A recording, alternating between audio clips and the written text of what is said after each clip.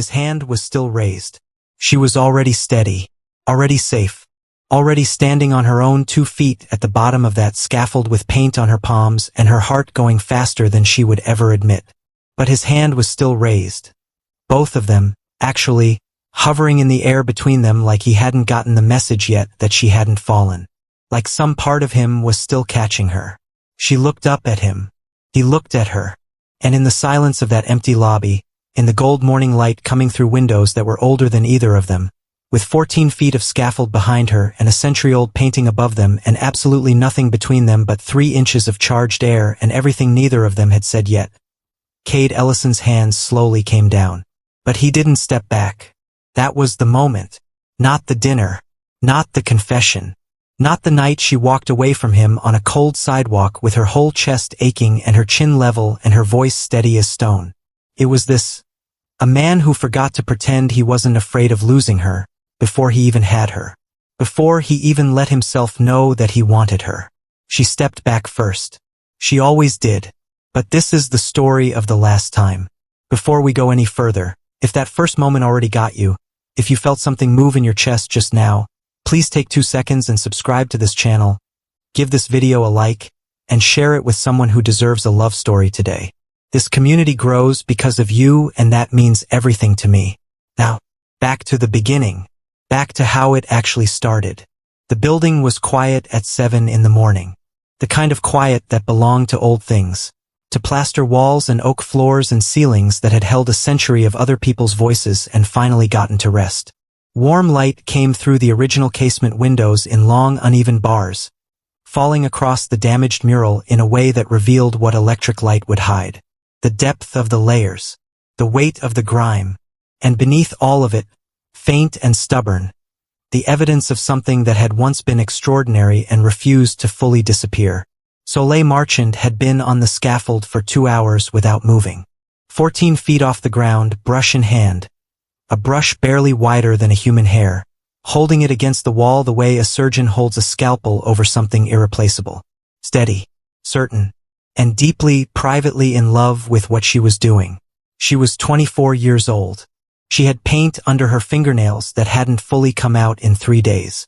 She had a graduate degree from one of the most competitive conservation programs in the country, a letter of recommendation from Ines Varga of the Smithsonian, and the particular quality of stillness that only develops in people who have spent years listening to things that cannot speak. She moved the brush 1 millimeter to the left. And there it was. A line. Then a curve. Then the unmistakable shape of a woman's face, emerging from beneath a century of paint and silence the way something surfaces from deep water. Slow, then sudden, then completely and irrevocably present. Strong jaw, full mouth, eyes that even at this early stage of revelation seemed to be looking back. Soleil made a sound that was half laugh and half something she had no name for. She smiled at the wall. Not a performance of a smile. The real kind. The one that belonged to her grandmother's kitchen in New Orleans and her first morning of graduate school and the specific private joy of finding something the world had written off. She didn't hear the footsteps below her. She didn't hear the conversation stop. Cade Ellison had walked around the corner of the East Corridor mid-sentence, reviewing load-bearing assessments with his business partner Griffin Hale, and gone completely still. He was 32 years old. He owned this building. He had been inside it 17 times in the last 3 months and knew its measurements the way he knew all the spaces he worked with, precisely, thoroughly, and without sentiment. He designed the interior environments of space habitats, the rooms and corridors and living quarters that future human beings would call home beyond Earth. Every angle calculated, every surface chosen for what it would do to a human body in the absence of gravity, in the silence of space, in the long and disorienting distance from everything familiar. He understood, professionally and completely, what it meant to make a space feel inhabited. He had never once applied that understanding to his own life. He stood at the base of the scaffold and looked up at a woman smiling at a wall and felt something move in his chest that he could not immediately name or blueprint or contain. Griffin said his name, then said it again. 3 full seconds passed before Cade answered. "What?" he said, still looking up. Griffin followed his eye line, looked at the woman on the scaffold, looked back at Cade. registered something in his expression that he chose, wisely, not to address yet. The load-bearing assessment, Griffin said carefully. You were saying. Right, Cade said. He straightened his jacket, looked back at Griffin. Right? He didn't look up again. But the wanting to was there, sitting in him, quiet and unfamiliar, for the rest of the morning. The formal introduction happened at 11 in the site manager's office. A converted supply closet with one wobbling table and a window that faced a brick wall and let in exactly enough light to see by. Marisol, Cade's building manager, had scheduled it for 15 minutes. She ran a tight ship and everyone in Cade's orbit knew better than to test it. Soleil arrived first. She had changed out of her work layers, though there was still a faint trace of solvent on her left forearm that she'd missed. She sat with her portfolio across her knees and her hands relaxed in her lap and waited with the ease of someone who had been the first to arrive in difficult rooms her entire life and had long since made peace with it. Cade came in with Griffin 2 minutes early, scanned the room the way he always did, cataloging, assessing, understanding the space before he was fully inside it, and looked at Soleil and said, with the fluid confidence of a man who had never had cause to second-guess his assumptions, I appreciate you waiting. Is the lead conservator joining us shortly? The room went very still. Griffin looked at the ceiling. Soleil looked at Cade. Her expression did not change. It was so composed, so utterly without performance, that it took him a full beat to understand what he had done. She said, I'm the lead conservator. She extended her hand. Soleil Marchand. 7 years of training, 2 of them under Ines Varga at the Smithsonian. I'm currently the only conservator in this state licensed to perform chromatic reintegration on pre-1930 architectural murals. A pause so brief it was almost courteous. Which is what's on your wall. It's nice to meet you. He shook her hand. He recovered in under 4 seconds, which was impressive by any measure. Of course, he said. I apologize. I should have. It's fine, she said. And she meant it. That was the part that landed hardest. She genuinely meant it, had set it down before he finished apologizing, had moved on before he could decide how to feel about being forgiven so efficiently.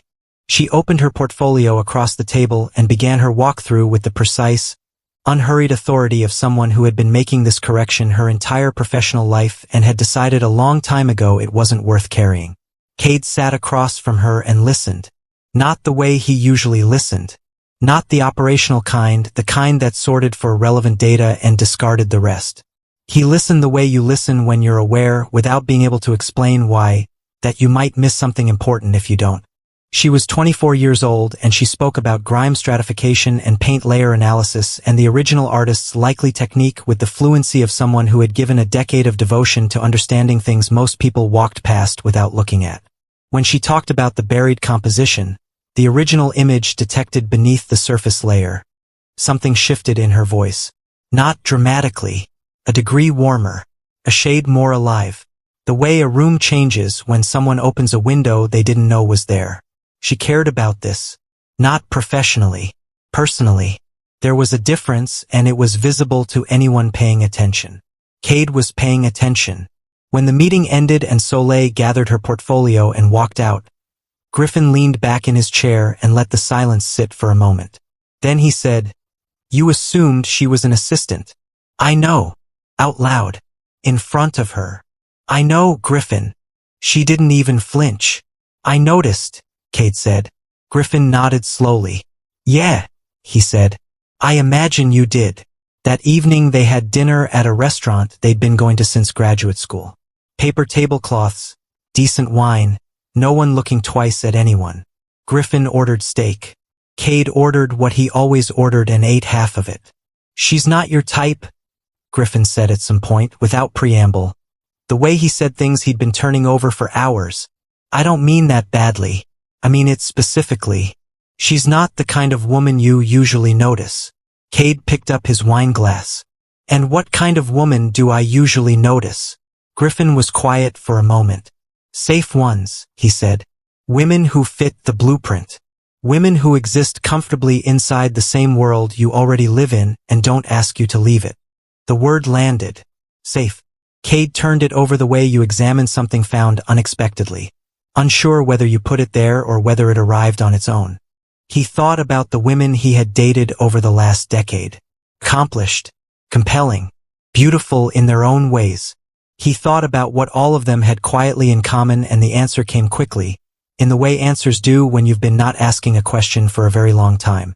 Not one of them had ever made him feel in danger of being truly known. He had not examined whether that was a coincidence. He had not examined it at all. "It's not relevant," he said. Griffin looked at him with the patience of someone who had known him for 12 years. "Okay," he said, and left it exactly where it was. That night Cade stood at his apartment window for a long time and thought about the word safe until it stopped feeling like a compliment and started feeling like a diagnosis. She was on site 5 days a week. Cade began arriving earlier. He did not acknowledge this consciously. He routed his morning walkthroughs through the ground floor. He told himself it was the most direct path between the elevator and the conference room, which was true in the way that the least important part of a thing is always technically true. He brought her coffee on a Wednesday. Dark roast, no sugar. He had observed this without meaning to on her first day, when she'd waved off the sugar with a small distracted gesture that had lodged in his memory the way small precise things sometimes do when you're paying more attention than you've admitted. She thanked him without looking up. Genuine, warm, the kind of thank you that didn't require eye contact because it was real enough to stand without it. He brought it again on Saturday. This time she looked up. "You already got it right," she said. "What?" "No sugar." First time. She held the cup. A slight tilt of her head. "You remembered." He said something about it not being difficult to remember. She smiled, small, private, aimed nowhere in particular, and went back to work. He stood there for 15 seconds longer than made any professional sense. Then he went upstairs and spent the first portion of his 9 o'clock meeting looking at the presentation on the screen and thinking about nothing that was on it. The tension was building the way pressure builds, invisibly, without announcement, in all the places you can't see until something gives. By the following week, he knew the rhythm of her mornings without having tracked it. He knew she arrived before 7 and that she stood in front of the wall for several minutes before she touched it. Just looking, just listening, the way you listen to something before you speak to it. He knew she rolled her shoulders twice before climbing the scaffold. He knew the specific quality of silence that meant she was in deep concentration versus the slightly different silence that meant she was thinking about something unrelated to the wall. He knew these things the way you know them when you have been paying more attention to a person than you have admitted to yourself, cataloging details that have no professional use whatsoever. One morning he came downstairs and she was standing in front of the mural with her arms crossed and her head tilted, and he stopped at the edge of the lobby and just watched her for a moment.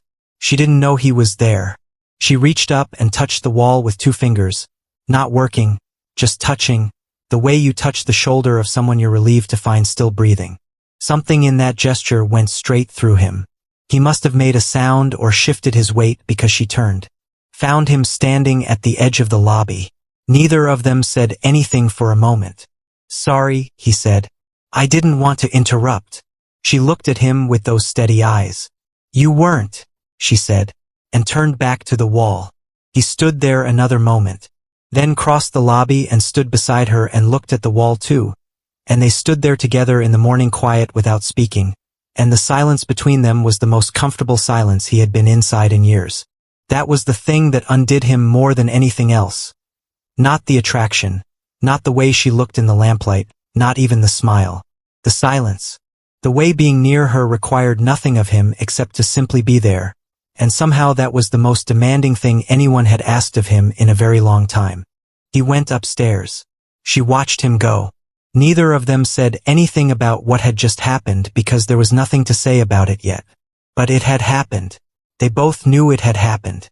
And knowing a thing together without naming it is its own kind of intimacy, sometimes the deepest kind. 2 days later, he was passing through the lobby at the end of the afternoon when she came down from the scaffold and their paths intersected at the work table.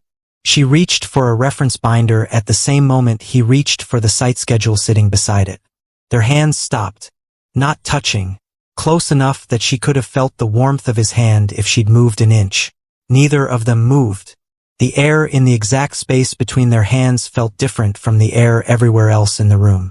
She was looking at the binder. He was looking at her hand. 3 full seconds passed. Then she picked up the binder and he picked up the schedule and she said something about the south panel and he said something back and they both stood there and pretended that 3 seconds had not just rearranged something. He went upstairs. She stood at the work table and waited until she heard the elevator close before she let out the breath she'd been holding. Thursday evening. Late. The building empty except for the two of them, though Cade didn't know that when he stayed past 8 reviewing structural models for the upper conversion. He assumed she had packed up at 5. He came downstairs for water and found the lobby lit with her work lamps, warm and low, turning the damaged wall into something luminous, something that looked like a painting in a museum scene after hours when the crowds were gone and the art could finally breathe. Soleil was standing in front of it with her arms crossed and her head tilted, the expression she wore when something was speaking to her and she was listening. "You're still here," he said. "I found something." She didn't look away from the wall. "Come see." He crossed the lobby and stood beside her. The face, more complete than the glimpse he'd caught that first morning. Extraordinary in a way that exceeded the technical, not just historically significant, not just artistically accomplished, but present in some register that didn't have a professional vocabulary. The woman in the painting looked like she had always been there. Like the century of paint over her had been the dream and this moment was the waking. "She was never gone," Soleil said quietly. "She was just waiting." He didn't say anything. He was listening in the real way, the kind that required him to set down everything he was carrying and be completely in the room. "Whoever painted over her," she continued, "they weren't trying to erase her. I've been doing this long enough to know the difference. The top coat is too careful, too deliberate. Someone covered this because they were afraid it would be damaged. They preserved it by hiding it." She paused. The pause had weight. They believed it deserved to be seen eventually, even if eventually took 100 years. Cade looked at her profile in the lamplight. She was doing the thing she sometimes did in the work, that quality of absolute presence, of being so entirely where she was that the room became more real around her. He thought about the 12 habitat designs on his desk upstairs. Every corridor calculated. Every surface chosen for how it would make a human body feel. He had spent 8 years designing the most intimate spaces in the history of human civilization. He thought about how long it had been since he had actually inhabited any space, including his own life. "What made you want to do this work?" he asked. Not for professional information, because he wanted to keep hearing her talk. She considered it genuinely. She always did, never reached for the practiced version of an answer when the real one was available. "My grandmother," she said. "She cleaned houses her whole life. Beautiful houses full of beautiful things. She told me that caring for beautiful things was its own kind of honor." She looked at the face in the wall. "I grew up believing that the things everyone overlooked were usually the things most worth attention." A quiet breath. "I just applied that to art." Something settled in his chest. Physical, specific, like a hand placed flat against the inside of his sternum. They talked for 2 hours. He never went back to the structural models. He sat in his apartment at midnight and looked at the designs on his desk. He thought about his father, Edward Ellison, celebrated, demanding, a man who had loved his son in the only language he knew, which was correction. Standards as a love language. Excellence as the price of approval. Cade had paid that price his entire life and become extraordinary and somehow, in the process, had also become a man who designed spaces for human beings and had never let one fully inhabit him. He thought about Griffin's word. Safe. He thought about the women he had been with. Not their faces, what they had in common. The way they all, without anyone arranging it, had agreed to stay at the exact distance that felt like closeness without the structural risk of being it. He had selected for that. Not consciously. Not as a policy. The way you select for anything when you've been taught, early and thoroughly, that being truly entered is a vulnerability you cannot afford, by building walls so elegant and well-designed that no one ever recognizes them as walls. He had never dated a black woman. The thought sat plainly and he let it sit. It wasn't something he'd decided. It was something he'd never examined. The world he grew up in, the circles he moved through, certain people were simply never in the blueprint. Not because anyone drew that exclusion deliberately, because no one had to. The architecture of a closed world doesn't require intention. It only requires the consistent, comfortable, unchallenged absence of question.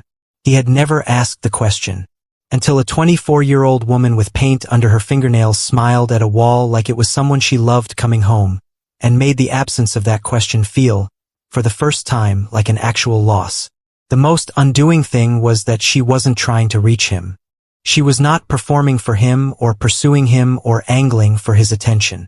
She was simply, entirely, precisely herself. And that, the devastating simplicity of a person who existed completely in her own skin, had walked through every defense he'd spent a lifetime constructing, without even knowing the defenses were there. He didn't sleep. He didn't expect to. Priya Osei had been Solei's closest friend since their first year of graduate school, assigned adjacent desks in a seminar where they had immediately begun passing notes about the professor's 4 distinct mispronunciations of Renaissance. She was warm and sharp and protective in the specific way of someone who has watched a person they love navigate spaces that weren't designed for them for long enough to recognize every warning sign on sight. On a Wednesday morning, she watched Cade come downstairs and slow, almost imperceptibly, almost professionally, when he caught sight of Soleil in the south corner. She watched his expression do something careful and involuntary. She watched him manufacture a reason to cross the floor. At lunch she said, "He's watching you." Soleil took a bite of her sandwich. "He owns the building." "Not like that." Soleil looked at the table. "I know you know what I'm about to say," Priya said. Her voice was gentle and completely serious. "So I'll just say it once." She set down her fork. "There is a difference between being chosen and being discovered. Men who grow up in certain worlds where women like you were never part of the story, when they suddenly become curious, it can feel like being seen, can feel like something real. And maybe it is." She met Soleil's eyes. "But you need to know whether he sees you, the actual you, whole and complete and not a single thing that needs explaining, or whether he sees something new. Something that excites him because it's outside the blueprint." A pause. "Make sure he knows the difference too." Soleil was quiet for a long moment. "I know the difference," she said. Priya reached across and squeezed her hand once, firm and brief. "I know you do," she said. "That's not what worries me." The seed sat in exactly the right soil and took root without fanfare. He asked her to dinner on a Friday, wrapped in a professional frame. He wanted her perspective on whether the restoration's emerging palette could inform the material language of the upper floor interiors. She looked at him for a moment with those steady, cataloging eyes, took the measure of him and the measure of the question and the distance between the two. "Sure," she said. "That sounds useful." She said it looking directly at him, which meant she saw exactly what he was doing and was choosing to walk toward it anyway. He turned that over in his mind for the rest of the afternoon, and it kept landing differently each time. The restaurant was small and amber-lit and warm. They sat across from each other and ordered, and then the building's interiors did not come up for the next 3 hours. She made him laugh twice before the appetizers arrived. The real laugh, not the managed social version he deployed at industry dinners, but the actual one, sudden and slightly undignified, the one he'd been successfully containing in public for the better part of a decade. She found it on him both times without appearing to try, which was the most disorienting thing about it. Like she could see exactly where he kept it and didn't need to do anything special to reach it. Over the main course, he told her about his father. Not the impressive version. The true one, the man who came to his school presentations and sat in the back row and on the way home said good, but, and then spent 45 minutes on the but. The man whose love came formatted as a performance review. The man who made his son extraordinary and emotionally unreachable in the same motion without seeming to notice that those two things might be related. He had never said any of that out loud to anyone. Soleil didn't offer comfort or analysis. She didn't reach for a tidy response. She looked at him with the full, unhurried weight of her attention and simply received it. The way she received things on the walls she worked on, with total presence and without the flinch of judgment. It was more intimate than anything anyone had ever done with something he'd said. He was looking at her across the table and there was a sentence building in his chest. He could feel the exact shape of it, the specific weight, the way the air between them would change when it finally left his mouth, and he was right at the edge, right there, when he heard his name from somewhere to the left. "Cade." A woman stopped at their table. Mid-30s. effortless in the particular way of people who have moved through beautiful rooms their whole lives and absorbed it into the way they hold themselves. Vivian Ashcroft. They had dated briefly 2 years ago. 3 months of pleasant, mutually convenient, fundamentally inert. Vivian, he said, rising briefly. This is a surprise. She was warm. Genuinely. No performance to it. They had parted on good terms and she had nothing to prove to anyone at this table. She smiled across at Soleil and said, with total sincerity and the specific blindness of someone who has never had to think about what their assumptions reveal. Oh, are you one of the contractors working on his building project? I heard he was doing a big renovation. The table went quiet. Not loudly quiet. The particular quiet of something important shifting. Cade opened his mouth. And in the half-second before the words came, in the space between the thought and the sound, in a half-second that Soleil felt stretch and stretch until it contained the full weight of every room she had ever walked into and been the thing that needed explaining, the thing that surprised people, the thing that arrived outside the blueprint, he hesitated. 1 half-second. Then, no, this is Soleil Marchand. She's the lead conservator on the historic mural restoration. One of the most accomplished conservators in the country. Vivian said, how wonderful. How impressive. So lovely to meet you. She was gone in under 2 minutes. The rest of the dinner was warm and smooth and completely, irretrievably hollow. In the car back to the building, Soleil watched the city move past her window and held the half-second in her chest like something she had swallowed the wrong way. He had corrected it. She knew he'd corrected it. She wasn't ungrateful for the correction. But the hesitation was its own sentence. Its own full and complete communication. She had spent her entire life watching people reorganize their expectations of her in real time, watching the micro-recalibration happen behind their eyes when she walked into a room, when she opened her mouth, when she turned out to be more and other and different than the blueprint allowed for. She knew exactly what that half-second looked like. She had been reading it since she was old enough to be in rooms where it happened. He had chosen her in the end, but he had needed a second to do it. And that second was the whole story. Outside the building the air was cold and clean. They stood on the sidewalk and he turned to her and she could see him assembling something. Polished, reasonable, something that would smooth the surface back to what it had been, and she spoke first. Quietly. She had never needed volume for the truth to carry. I noticed the hesitation, she said. He went still. I'm not angry. I want you to understand that. I'm not performing anything right now. I'm telling you what I saw. She looked at him steadily. I have been the surprising one my entire life. The one people didn't expect. The one who walks into a room and waits while someone quietly reorganizes what they thought they were going to find. Her voice did not waver. I have been someone's exception and someone's experiment and someone's interesting deviation from the plan, and I am finished with all three. She let that land. I am a whole person. I have always been a whole person. Not a discovery. Not something new to add to the blueprint. A person. She held his gaze 1 moment longer. If that isn't what you see when you look at me, then this isn't something I have time for. She walked inside. The door closed. Cade stood on the sidewalk in the cold. He didn't follow her. Not because he had nothing to say, because for the first time in his adult life something had landed with such precision, such complete and undeniable accuracy, that he had no architecture for a response. Nothing in him had been built to receive something that true. He stood there until the cold was all the way through him. He walked home alone and didn't turn the lights on when he got there. She came in Saturday before dawn. The final stage. The face. The original woman, almost fully returned now, needing only the most delicate final work. The kind that required silence and stillness and the complete, undivided offering of herself. She set up her light, mixed her consolidants, selected her finest brushes, put nothing on, no music, no ambient sound. Just the building's old quiet and her own breathing and the work. She wasn't thinking about Cade Ellison. She was thinking about the woman in the wall, about the hands that first painted her, about the hands that covered her and why, the love in that covering, the faith of it, the belief that someone would eventually come who was patient enough and careful enough and present enough to bring her back. She heard the door at 10:30. She knew the footsteps. She had learned them without meaning to, the way you learn everything in a space you inhabit long enough. She waited for a greeting, an explanation, the opening of an apology. Nothing came.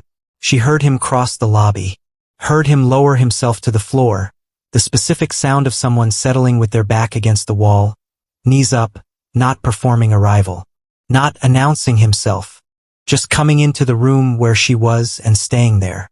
She kept working. He didn't speak. She didn't ask him to leave. An hour passed, maybe more. The light shifted. She moved with it. He stayed on the floor. The silence between them was not empty or uncomfortable or full of the things unsaid. It was inhabited, warm, the fullest silence she had sat inside in years, holding the weight of everything they had both been carrying and asking neither of them to set it down before they were ready. When she finally climbed down and began cleaning her brushes at the work table, she heard him draw breath. "I want to tell you something," he said, still on the floor. "And I need you to know I'm not asking you for anything. I just need to say it." She kept her back to him. She kept cleaning the brushes. "My father built things his whole life," he said. "Beautiful, important, precise things. And he loved me the only way he knew how, through correction, through standards, through the constant implication that love was something you earned by being excellent enough to deserve it." He paused. "I became excellent. I became everything he would assess well. And somewhere inside that process I built." He stopped. Started again. "I design habitats for humans to live in. I think about the human body in space constantly. What it needs. What makes it feel safe and held and at home." His voice was quiet, completely unpolished. "I have never once applied any of that to my actual life. I have never let anyone in far enough to really load bear. Every person I have ever been close to, I kept at the exact distance that felt like closeness without the risk of actually being it." Soleil set down the brush she was holding. "The women I have been with, that was never about types. I understand that now. It was about architecture. They fit the blueprint. Not because I chose the blueprint deliberately, but because I was raised inside a world where certain people were never in the design, and I never stopped to ask why. I never examined it because it never cost me anything."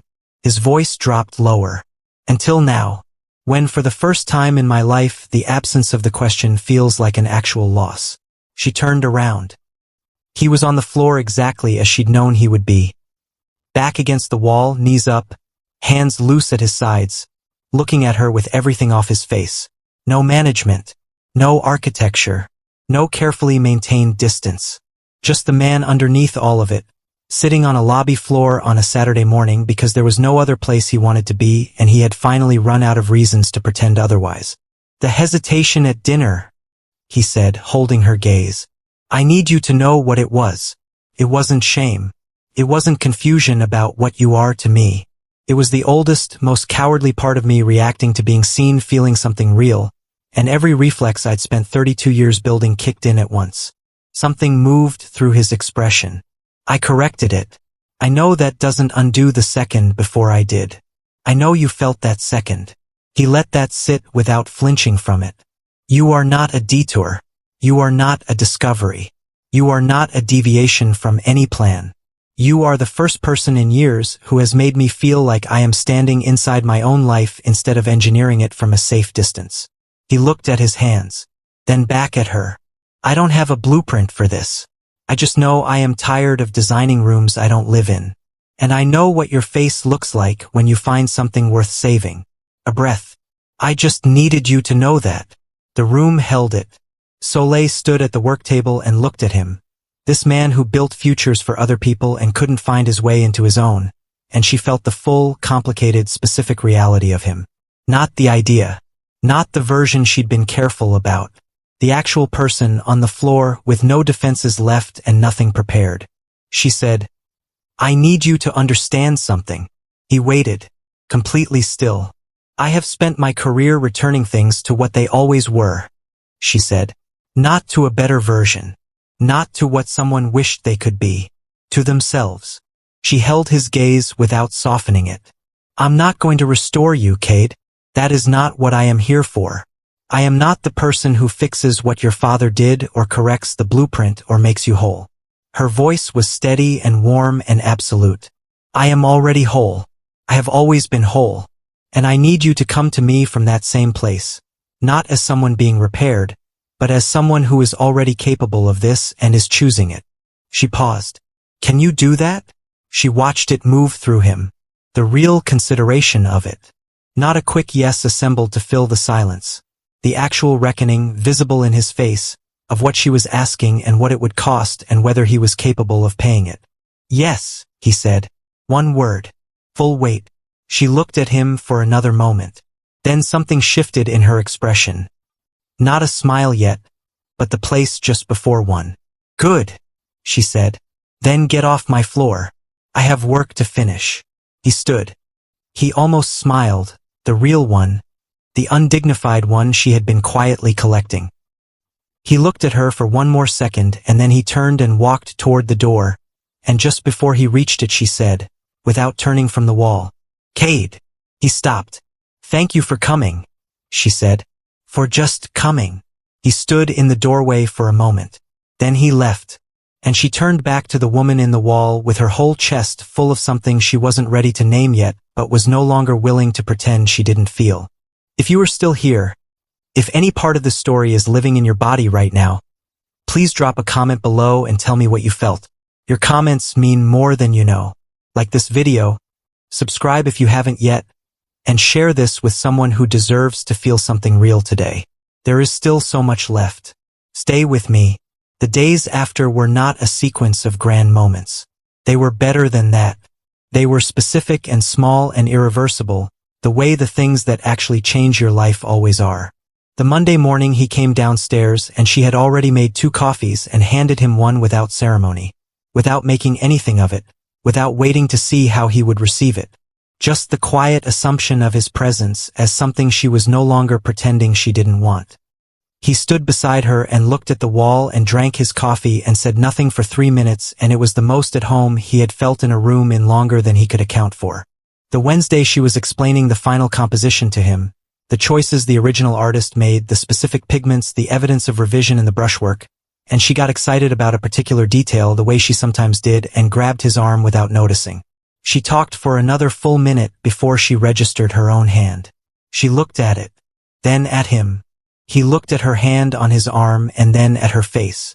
She raised her eyebrows the smallest amount. He said nothing. She didn't move her hand. They stood like that for a moment that had no professional category and neither of them tried to give it one. The Friday evening she found something under the loop that made her make that sound. The half-laugh, the involuntary exhale of someone who has just found something they were looking for, and he appeared at her side so quickly that she looked up and said, How did you get here so fast? And he said simply, I was already on my way. And they both understood that the conservation sample had nothing to do with it. He made her laugh too, more than once. The surprised kind, the kind that came out before she could shape it into anything polished, and each time it happened he looked at her the way he'd been looking at her since the scaffold. Like a man watching something he wants to be careful with. Not because it's fragile, because it matters. The night before the unveiling Soleil stayed late. The work had been finished since midday. She had made the final adjustments and stepped back and known, with the quiet certainty that only came after years of training and was still always somehow surprising, that she was done. That it was as good as her hands could make it. That the woman in the wall was home. She sat on the floor in front of it. Just sat in the exhibition lighting, in the warm gold wash of it, looking at a face she had spent weeks bringing back to the world. Cade came in at 9. She heard him and didn't turn. He crossed the lobby and sat down beside her. Not across the room, not against the opposite wall. Beside her, close enough that she felt the warmth of his shoulder near hers. They looked at the mural together. It's extraordinary, he said. She is, Soleil said. Quiet. This one got to me, she said eventually.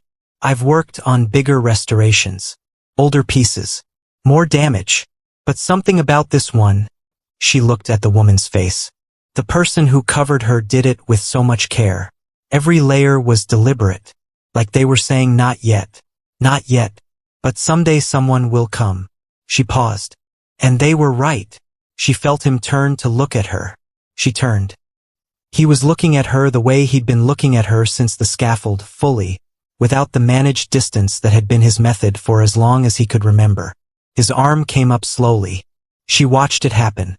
Watched his hand rise toward her face with the particular, deliberate care of someone who understood that what they were approaching was not something to be handled but someone to be honored. His fingers came to her face and tucked a strand of hair back from her cheek, and his hand didn't leave. It stayed at her jaw, warm and steady and real, his thumb resting at the curve of her cheekbone like he was memorizing the geography of her by touch. She felt it everywhere, not just where his hand was, in her throat, in her chest, in the specific place behind her sternum where she had been keeping the last careful guarded piece of herself since the sidewalk, since the dinner, since the first morning she'd understood that this man was going to be harder to not feel something for than she had budgeted for. His eyes moved over her face the way she moved over the wall, slowly, with full attention, missing nothing. Like he was seeing her for the first time and also like he had been seeing her all along and was only now letting himself admit it.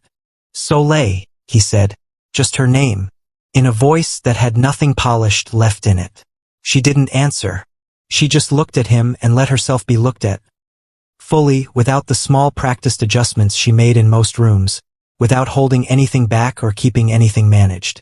She let him see all of it.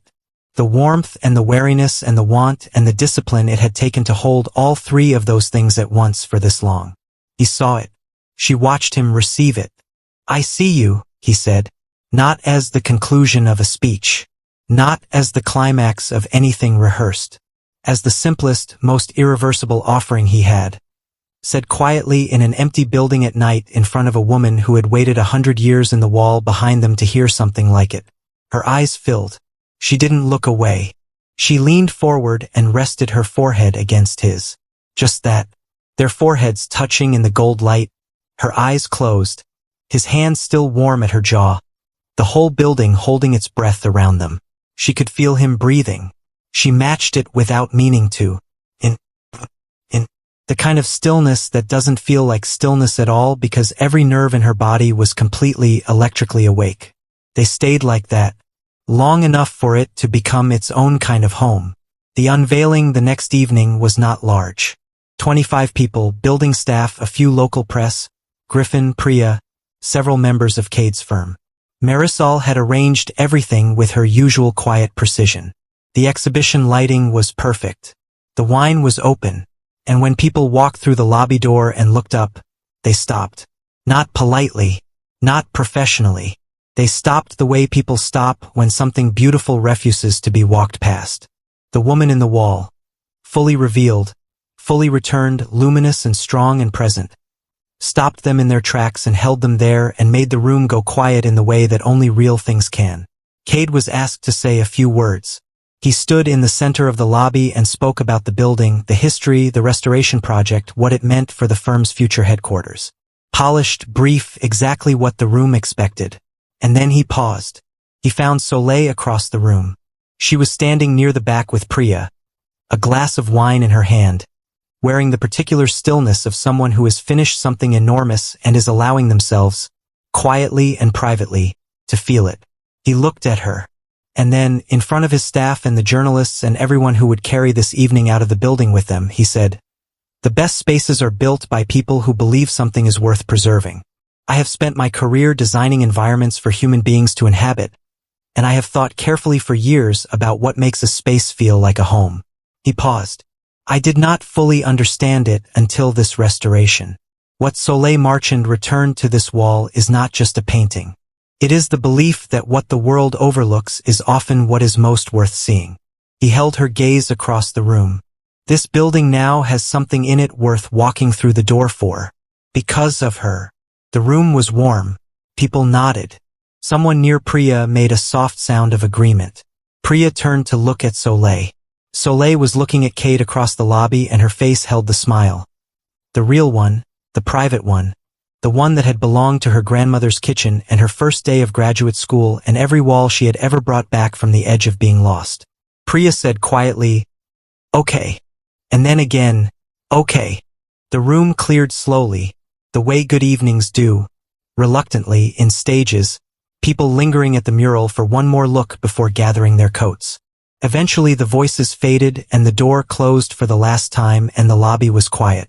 Just the two of them, and the woman in the wall, and the warm gold light. Cade walked toward her slowly. She watched him come. He stopped close. Not reaching, not filling the space with words, just standing near enough that she could feel the warmth of him in the cool air of the empty room. He looked at her with nothing between them. No management. No blueprint. No carefully maintained distance. "Can I stay?" he said. "Not in the building." She looked at him. She let the question be what it was. Full and real and asking for something that couldn't be given back once it was given. She thought about everything. Priya's words, the dinner table, the sidewalk in the cold, the man on her floor with his hands loose and his defenses gone. She thought about what she had told him, that she wasn't available to be restored, that she was whole, that if he could see that, the whole of it, they had something to talk about. She looked at his face. He saw it. All of it. She could tell. Not the idea of her. Not the discovery of her. The actual, complete, whole person standing in front of him, and he was not surprised by it, not adjusting to it, not assembling a response to it. He was just receiving it. The way she had taught him, without meaning to teach him anything. She stepped forward and closed the last of the distance. His arms came around her. Not claiming, not catching, just encircling. And she put her face against his chest and felt the specific, unhurried weight of his arms settling around her like something that had always known where it belonged. She closed her eyes. She could hear his heartbeat. It was faster than she expected. This man who designed the future of human civilization, who calculated every surface and every angle of every room he had ever built, whose whole life had been an architecture of control and precision and beautiful, unreachable distance. His heart was going fast. Because of her. Because she was here and she had stepped forward and she was letting him hold her and it was doing something to him that all the blueprints in the world had not prepared him for. She felt his arms tighten the smallest amount. Not possessive. Just more certain. Like arriving somewhere after a very long drive and finally turning off the engine. She breathed in. He breathed out. And somewhere in the exchange of that, somewhere in the simple biology of two people breathing in the same rhythm in the same warm light in front of a painting of a woman who had waited a century to be seen, the last small careful thing she had been holding dissolved. Not dramatically. The way things dissolve when they're finally no longer needed. Quietly. Completely. Without fanfare. She didn't move. Neither did he. Above them, the woman in the wall looked out from across a century with her strong jaw and her full mouth and her eyes that had always, even under all that silence and paint and time, looked like they were looking back. Patient. Certain. Waiting for exactly this. The gold light held. And Soleil Marchand, who had spent her whole life returning things to themselves, stood in the arms of a man who was just now, slowly and for the first time, finding his way back to his own, and she stayed. She stayed. Thank you for being here until the very last breath of this story. If something in this moved you, if you felt it anywhere in your body, in your chest, in your throat, in that quiet place behind your eyes, please subscribe to this channel right now, like this video, and leave me a comment. Tell me the moment that got you. I read every single one and they mean more than I can say. Share this with someone who deserves to feel something real today. This community is the reason I keep making these stories, and I am grateful for every one of you. I'll see you in the next one.